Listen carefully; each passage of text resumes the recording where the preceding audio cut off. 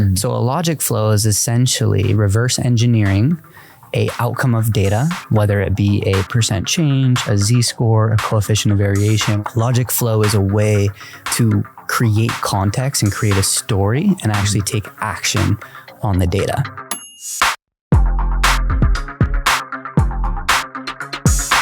Trevor Short, welcome to Podcast. Appreciate you for having me, man. Thank you, Dylan. I'm pumped about this. We've had back and forth for the last, 6 or so months, ever since the Florida RTP at IMG Academy. So, or the practitioner summits as we call them now. I'm selfishly very excited because we've had conversations off camera and chats and things like that. So it'll just be good to, have something for the record and learn something new from you, like I always do. Yeah, let's riff. Awesome. So before we get into anything, if people aren't familiar with who you are, who are you? That's a really good question. Who am I? I currently sit in a high performance director seat. So I oversee health, wellness, and performance, essentially strength and conditioning, sports science, sports medicine, nutrition, mental health. And essentially my role is to get them to work together, to unify, to act as one unit, to really just optimize availability of our athletes. We think about availability percentage. We think about readiness, maximize readiness. So are you peaking on game day? We don't want you peaking on Tuesday if the game's on Thursday, right? And then how do we actually just peak your performance? Run faster, jump higher, and all those things. So those are really the three buckets that I'm responsible for chasing, that is essentially achieved through the vessels of our units working together. I love that, man. You have your PhD as well? Yes, sir. Okay. Fill me in. How was that process? What was the process of getting your PhD? What'd you study? What was the process there? That's a good question. I'm going to take you back to answer that fully, and start with my undergrad, because how I got to the PhD was a bit of a unique journey. I played college football at Humboldt State University, go Jacks, in the GNAC D2. And during that process, I think I fell in love with the concept of training and basically load response and adaptation, more so maybe than the sport itself, if that makes sense. And it led me down a path of exercise physiology, strength and conditioning. I took a grad assistant strength and conditioning role at my alma mater at that time, Humboldt State. I coach essentially football and both basketball, track and field as well. I spent my summers in Oahu, in Honolulu, at a place called Hawaiian Optimum Performance. Every year, it's actually co-owned by Michael Bennett, but every year we'd have 60 to 80 NFL guys come out and train. So I got a taste of, some NFL athletes in that, and got a lot of Hawaii ties. The reason I share that is my unique journey. I met the love of my life at the end of my master's program.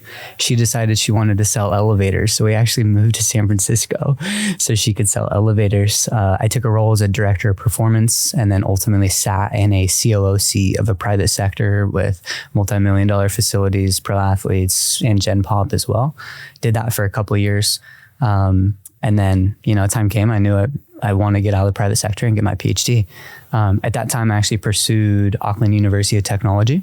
I was going to do a force velocity profiling dissertation on the All Blacks. Was super stoked, but the timeline didn't quite match up because we all know what happened in March of 2020. At that time, I was kind of frantic to pivot in terms of, the world's about to shut down from the private sector perspective. Seasons are getting canceled. It felt like a really good time to chase the PhD. So I used my connects previously from Hawaii, got into the program there. And as I'm really, a lot of my background is in molecular bio, ex-phys. And so I actually ended up doing some research in the bridging the gap between best practice in sport and cancer rehabilitation. So I actually have quite a few published papers on a concept of essentially bioelectricity, but a concept called phase angle, a way to assess, you could call it the health of cells in a way, in a very vague term. But in that time, I was there for 3 years, essentially just realized that there wasn't a sports scientist at the University of Hawaii.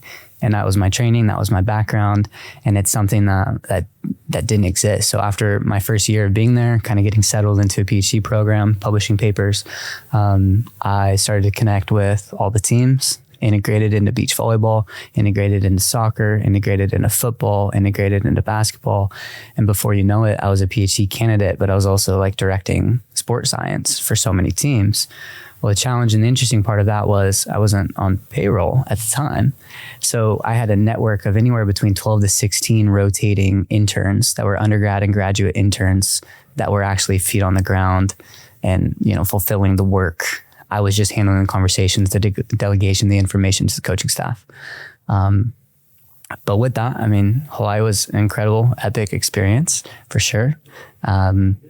Ended up being fortunate enough to be brought on as a full-time performance and sports scientist. At that time, I was the first full-time sports scientist in the Mountain West, in the Big West, which is exciting.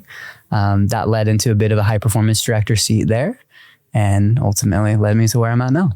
That's awesome, man.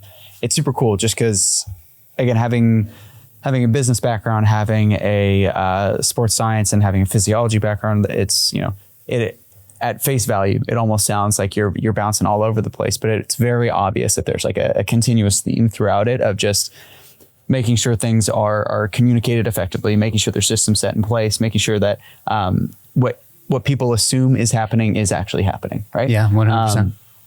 Walk me through one thing that you had presented on back a couple months ago when we were over at IMG was this idea of workflows, logic flows.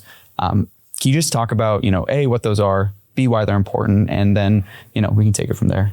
Yeah, let's start with A. So what is a logic flow? I think when you think about sports science, in the modern era, data is everywhere, really. Like we see it with AWS. When you're watching Monday Night Football, you see so much data being collected. And even with the advent of things like thermal imaging, and like there's so much data that we collect, right?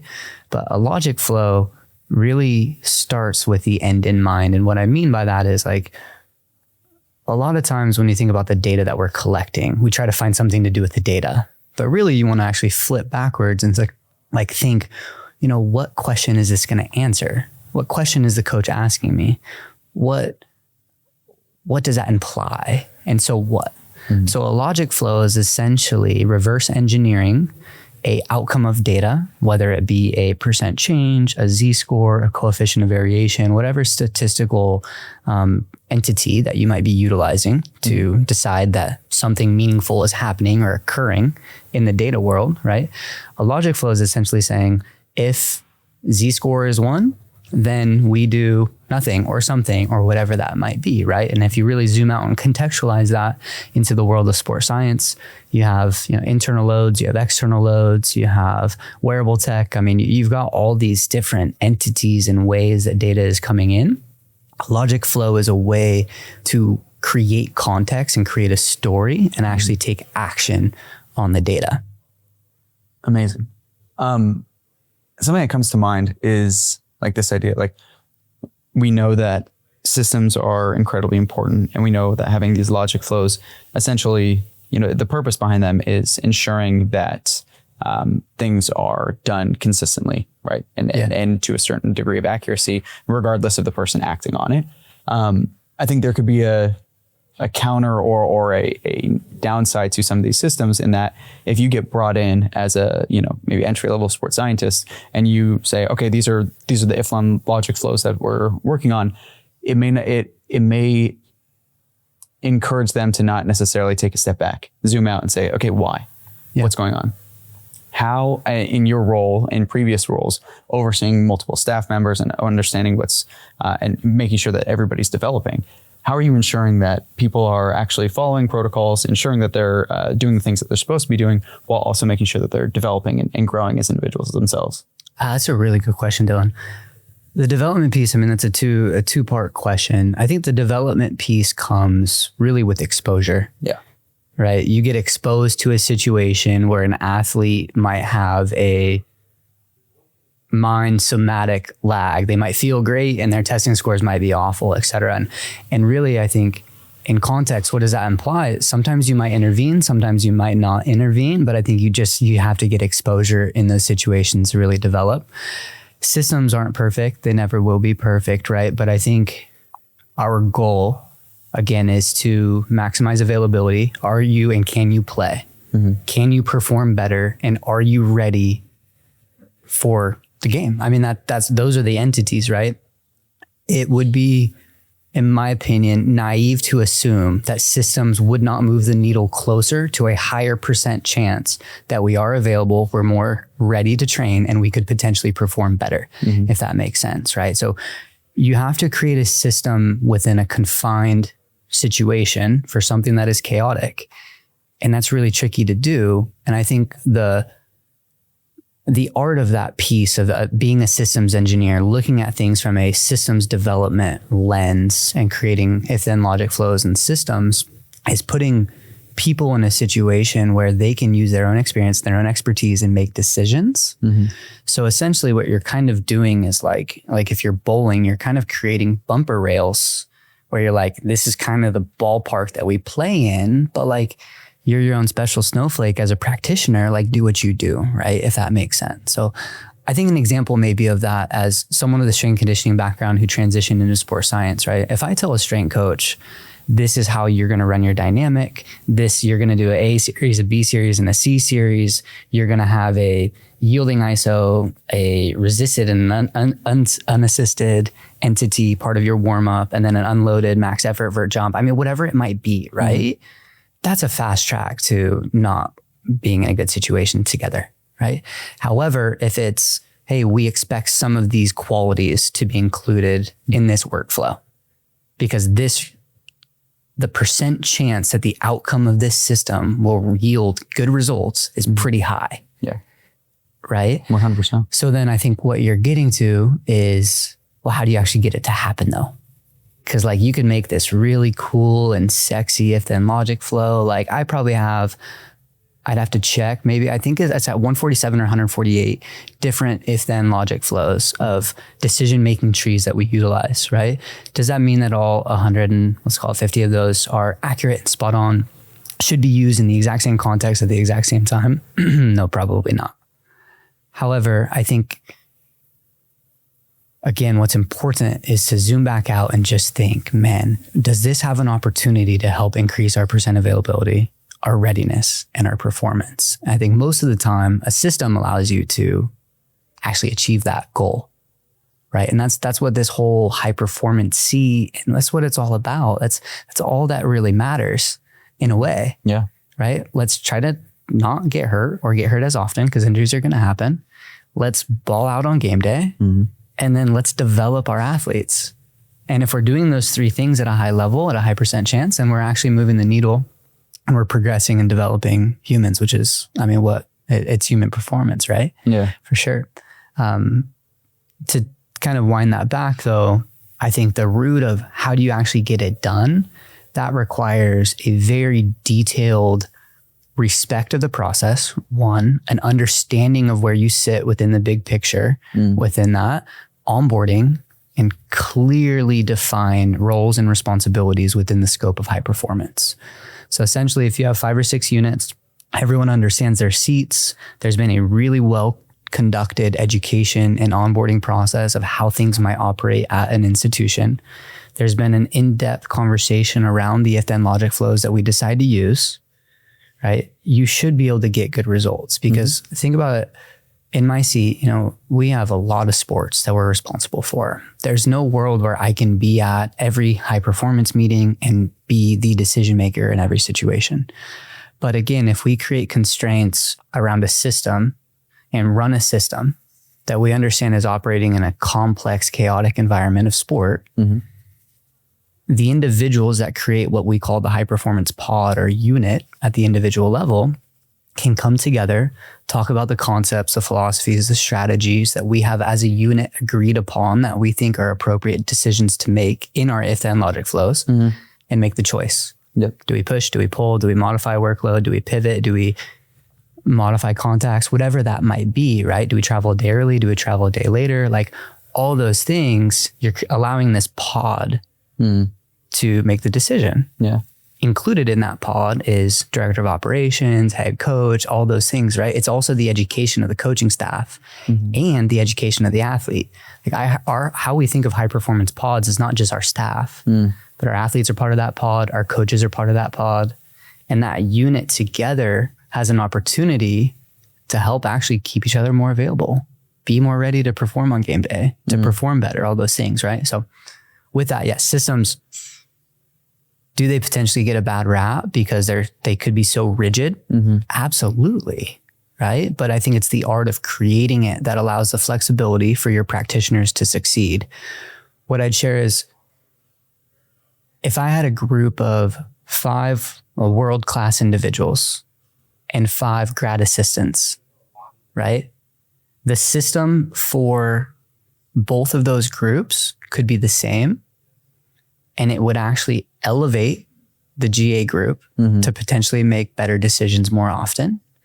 And it would allow a framework for the best in the world to communicate and collaborate on a unified decision-making process. I love that, man. It's so obviously I come from a little bit of an S&C background, but also rehab. And there's like a phrase within the rehab community of constraints set you free. Because when you're dosing exercise and when you're trying to understand what's happening, somebody has a anterior knee pain. They have diminished, quadriceps force output, and therefore they're unable to enact certain tasks, right? Change of direction. They're using hip strategies. They're doing a whole host of other sort of, ways in which they're enacting these change of direction drills. From there, we say, all right, well, if the quad's a rate limiter, then let's make sure that we're addressing some of those sorts of things. So let's constrain the environment so that the only way that they can perform this exercise or have the intended outcome of this task is through their quad. We know that from there, they're actually growing and improving their force production. I think the same idea happens when we talk about systems in a learning environment where we say, hey, for right now or permanently, we're going to put people in an environment where the only way in which they can produce a meaningful decision is through a proven workflow and through a proven strategy to say this will ultimately yield a positive decision. And what does that do? Well, after constraining that you essentially develop a feedback loop and a learning strategy for that individual to say, oh, the analogy is, I can use my quad now, therefore I can change direction in any facet I want to because I have the movement strategies capable. Similarly, it's like, okay, I have the decision-making skills and ability to actually take in different areas of information and be able to apply that. So I do think I put you into a box of saying, systems suck or whatever, but it's really cool to hear that the way in which you're framing it, especially considering the responsibilities that you as a director have within the total group. Yeah, it's definitely an interesting concept. I mean, systems have an opportunity to put people in a box, or they have an opportunity to produce really elite outcomes. And I think you just, as the, you could call it the architect of the system, you just got to be aware of that. And as long as the system is designed to increase the percent chance that I don't want to say a right decision, there's a lot of wrong decisions, but increase the percent chance that we make a good decision occurs, then that's what we're here for. Yeah. Right. I think a good example is like, you think about an if-then logic flow using, let's use high-speed yardage, acute to chronic. Let's use a NORD board assessment. Let's use a wellness questionnaire, right? If acute to chronic for speed, high-speed yardage is through the roof. If their NORD board looks bad and they're reporting they're sore, that's an if-then or if-then and logic flow, right? The likely result of that should be, well, let's probably reduce their high speed exposure, right? At the same time, what if within the block of training, you're intentfully designing fatigue, right? So we also periodize our decision-making logic flows. So logic flows aren't constant. Yeah. We actually use a similar concept of periodization in terms of what are we attempting to accomplish?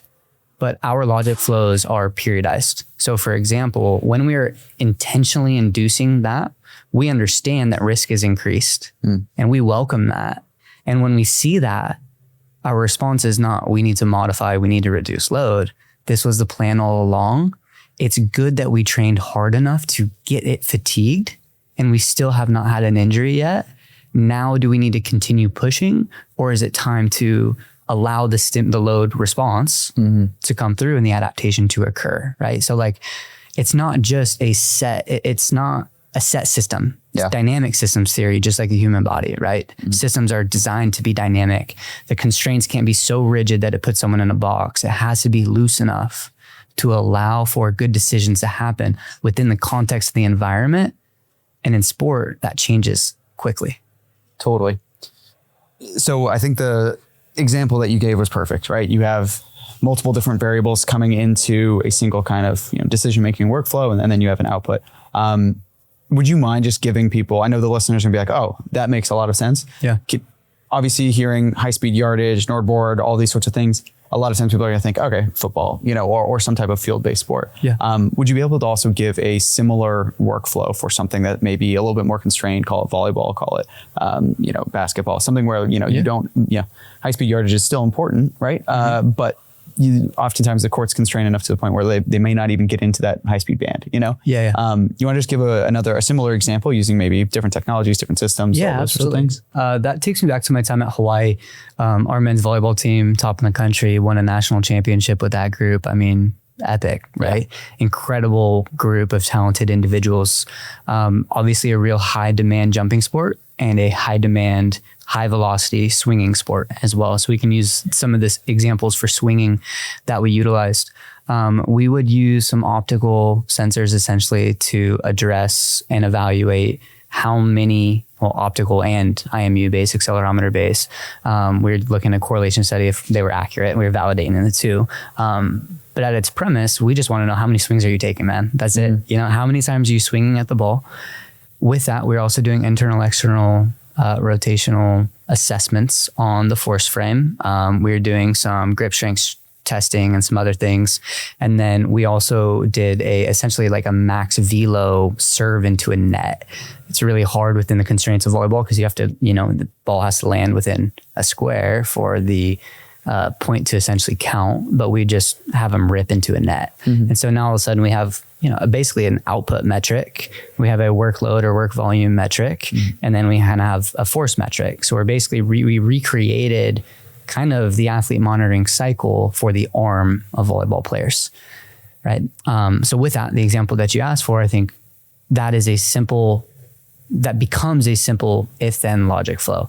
If player A has this many swings and their strength has decreased, plus the serving velocity is less than it was, and that would all be 3% change or z-scores or whatever that might be, then then what should we do? At that point, it probably makes sense to intervene. However, what if this is fall camp, or what if this is the day before the game? Right? If this is the day before the game, we maybe should pivot to a more skills-based oriented practice, a lot of defense, minimize the jumping, minimize the swinging. If this is preseason, that decision flow might be completely different. If the kid is on $1 million NIL contract, you let the coach know, they might sit them. If it's a freshman that's never played college volleyball, they might still rip, right? Like there's a lot of context within it. And that's the part, the system doesn't make the decision. The system is designed to disseminate and share the information to the pod to make a decision as a unit. So we feel good about it as a high performance team. Does that example hit? So, that is hard. Because same if then logic flow, right? It's the same concept, same process. If this happens, which is, think about it like your external load. What did the athlete do? That's going to impact the internal load, the physiological response to the stimulus. It's probably going to impact some sort of output metrics, some sort of neuromuscular assessment, whatever that might be. And it's probably going to impact how they feel, right? That's when we get into the load and the response to the load. And that's all that we're tracking and monitoring. But if you just add if, then, and in between those four to evaluate the athlete monitoring cycle, you put yourself in a decision science framework that's saying, if this is high and this is low, then we might do A. If this is low and this is high, we might do B. And A and B could be contrast therapy. It could be massage, could be reduced load, could be increased load, right? It could be a lot of different things. But that's the art of the system engineering piece that allows you, again, in that situation, increase the percent chance that we're available to play, we're ready to play, and we're performing at our peak. So a lot of what's being inputted into these flows and these sort of systems is not just, hey, if there is a change in contraction time by 10%, we sit the athlete, right? I think a lot of times when people hear that out loud, I think so many people will hear, be like, okay, that seems silly, right? We can all get behind, like using a single metric. but at the same time, we'll take a lot of different data and then try and compile it all into a single metric and essentially, create the same thing that we're trying to avoid in the first place. Right. Can you walk me through just the importance of the fact that you have not only multiple sources of information, but different types of information itself, just like you were talking about with external load, internal load, and the responses associated with it. And then maybe what it is that you're intentionally avoiding by adding more and by using more data to make that decision. Right. Does that make sense? Yeah, I'm with you. Let me zoom back just a little bit to something that I shared earlier that I think is the preface of this, right? The whole point of our field in high performance and athlete monitoring is to help coaches and athletes answer questions. So we got to start with that in mind. So if I ask you a simple question of, maybe I don't have a good example, but if I ask a question, would a single unit variable metric ever at most points define the answer to the question? Is it robust enough to actually answer the question? Like when we think about like published papers, how many metrics do we always have? There's never just one assessment. There's always a pre-post. There's something relative to norms. There's a benchmark thing. There's like with statistical analysis don't work on the one entity, right? It's like the foundational principle. We need to see what's different or what's changed or whatever that might be. The reason I share that is I think a lot of times the single metric nuances or like the narrative against using a single metric or people that do and the narrative that's created from using the single metric in my mind is a little bit ridiculous just because like that's not science.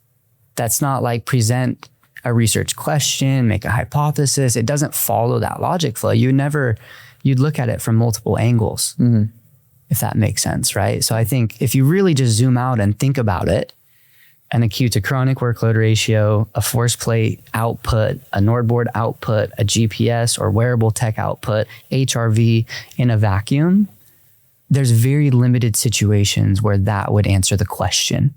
For example, is an athlete fatigued? Well, what if HRV is starting to look a lot more rigid? You would say yes, but then you do a wellness questionnaire and they feel great. So now you have some lag between the two. And did it just get cloudier? Maybe, but at the same time, you're probably getting closer to what information you need to make the decision. No, I totally understand. And it's also, you have to understand, you go back to the point of these flows and these logic flows aren't the things making the decision. They're essentially structured information repositories. It's a structured tool to support the team to make a unified decision as a whole. That's what a logic flow is. I mean, that's what it comes down to. Like, how do my role in my seat, I think of it as get the right people together at the right time, get them the right information at the right time. And then they'll decide and we'll be unified in that. And if we made a wrong choice, so we did it together, let's roll. But I'm convinced if you have that model and you have a group that truly works together within a system that's engineered to increase the % chance we make a good choice, the outcome most of the time is going to be pretty good. Yeah. This is just something that's kind of coming to mind, just considering you've been in high performance roles and been in director roles and things like this. When you are creating these sorts of systems and thinking about this sort of thing, I'm sure that it is an enticing environment for a lot of people to join into, right? There's a lot of people that are like, oh, like elite sport, high performance sport, like that's where I want to be. In your position, let's say somebody who reaches out and being like, hey, Trevor, like I'm super interested in joining you and your team. Like what are the qualities that I need to, as a practitioner, to sort of be a part of your system or to be in your role itself? Yeah. Curious to hear, what your non-negotiables are for like being in a high performance team. That's a great question. I'm going to give you one characteristic because I think it is by far the most important. You have to be an elite communicator. Really, you have to be an elite communicator. You have to be an elite communicator with not a huge ego. You have to be willing to have hard conversations, and be really open and honest and provide direct feedback, not take offense to feedback that you receive. You have to communicate well and you got to be a good person.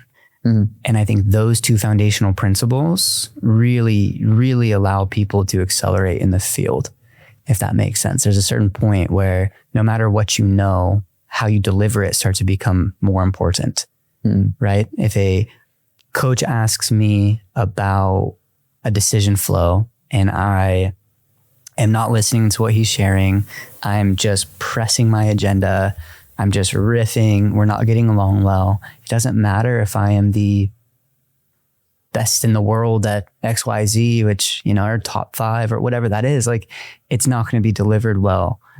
And so the art of communicating and collaborating comes at a premium. What I'd share with that is when we're hiring, we think about the who first and then the what, not the what and then the who. It's all about people, getting the right people in the right seats. And then you have an opportunity to take something from good to great. You really can't have organizational success if you put the right people in the right seat and really focus on the who. Because without, again, the system would fail without the right people in the right seats. As I've explained how I approach system engineering and the dynamic way that it operates, when the system produces an output and the group collaborate, someone that is a expert in biomechanics has to share that they maybe disagree, and the group has to have a respect and trust factor that we need to address that. And that might pivot the entire flow and how we make the choice. Yeah. Right? But we've got to be able to get there. It's funny. It's similar to what you had talked about before of, you know, paraphrasing from what you're saying. But when you have, before you even collect data, you know, you have to call your shot. You have to say, this is what we're struggling with, and this is what we need to figure out. And I think it's very similar when it comes to whether it's the hiring process as a whole, or whether it's just, you know, acknowledging who's in what responsibility. It's like, okay, where are the gaps that we have right now, and who are we trying to fill that with? Yes, and then from there you can then reverse engineer. All right, we can teach some of these technical skills, right? Again, like if we're here in Dallas at VaultCon X, like we've been talking about a lot of the Vault technologies and the evolution of all of them. Like the purpose behind so much tech this in today's age is usability, flexibility. In order for it to be used by the masses, it's pretty easy to learn. That shouldn't necessarily be the like, oh, as long as you have these super like highly intensive skills, now we'll hire you. It's like, no.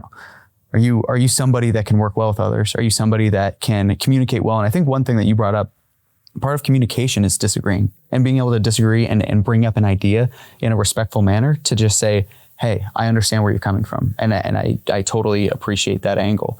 What if we tried this? Or I think that this variable may not be as relevant as we're thinking it is right now. Absolutely. Amazing. Trevor, this has been super awesome. I want to be respectful of your time, and know that we've got presentations that I'm sure are enticing for people to sit in on. But what's next for you, man? It's a good question. I'm chasing the league, the NFL. I think I grew up since I was like 5 years old, loving football. I was a junior peewee kid rocking football double days, you know, and I think, probably looking towards director of sports science seat, high performance director seat in the NFL is the plan. But it'll take some time to get there. I think any organization would be pumped to have you. So, that's awesome, man. Really excited for you. And is there anywhere that somebody could reach out to connect with you, or just kind of, you know, say, hey, really appreciate your approach to things. What can I do to learn more? I have a website from a facility I own in Honolulu, actually, Trevor at empower-labs.com. But I can share that with you too. Amazing. With it, but yeah, we'll put that in the show notes for sure. Cool. Awesome. Thanks, Trevor. You're welcome, brother.